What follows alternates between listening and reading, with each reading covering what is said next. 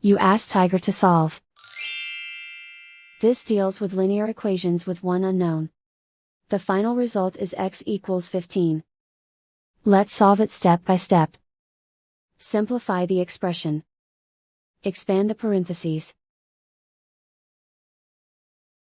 Multiply the coefficients. Simplify the arithmetic.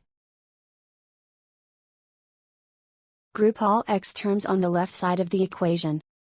Subtract 6x from both sides. Group like terms. Simplify the arithmetic. Group like terms.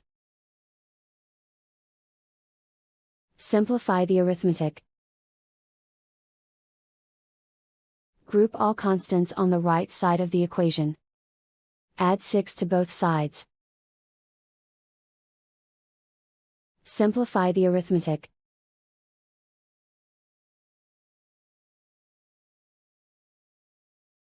Convert the x into a positive number.